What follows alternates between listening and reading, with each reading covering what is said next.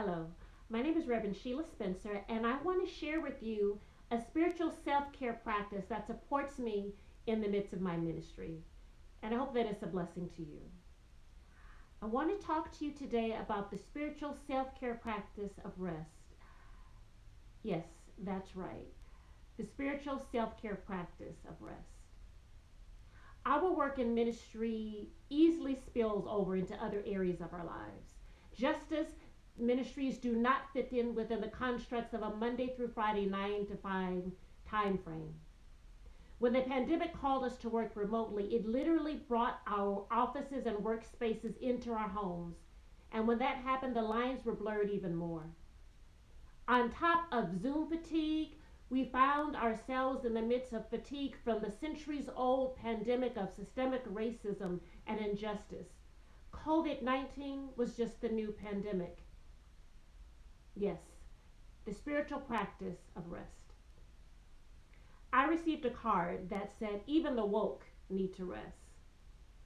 Rest is resistance in a culture and society that doesn't take time to pause, in a culture and society that glorifies a grind culture. And part of this is reinventing how we view rest.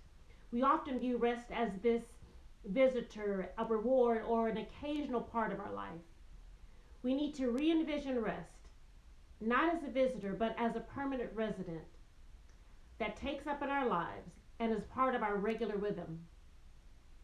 The spiritual practice of rest. The spiritual practice of rest. Rest is liberation. Our original freedom fighter and justice advocate, Jesus Christ, took the time to get away and rest.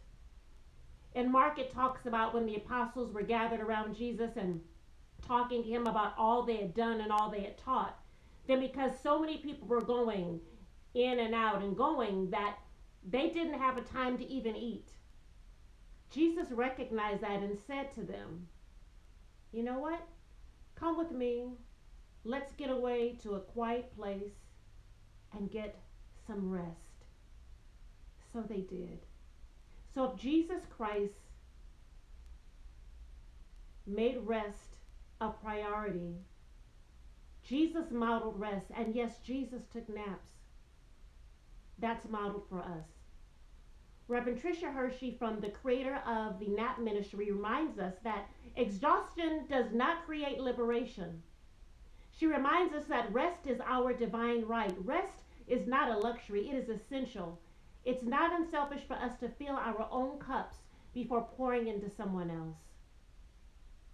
Rest is resistance. Rest allows us to wake up. Rest allows our energy and our spirits to be restored.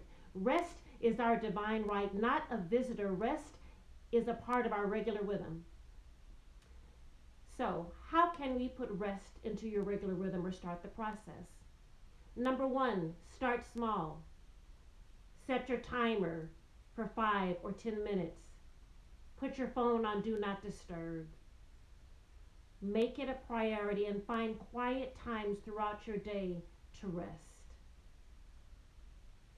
Number two, accountability partners. Be accountability partners to each other. If you decide that you're going to take maybe 15 minutes just to rest and to take time off of social media, and that's another spiritual self-care practice I'll talk about later, find someone that will be an accountability partner to you. Be accountability partners to each other to honor the rest.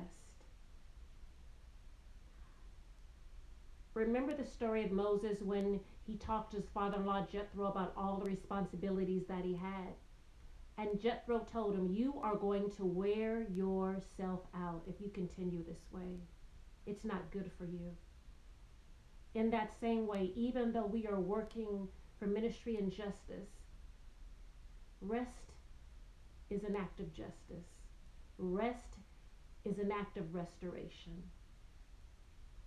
So my prayer is that we will engage and embrace the spiritual practice of rest.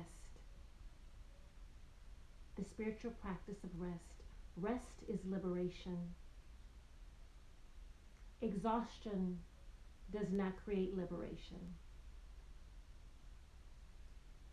as we engage in ministries for justice, let's remember to engage in the ministry of rest.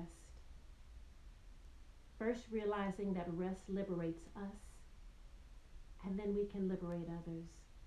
But take time to rest. It is your divine right. Blessings.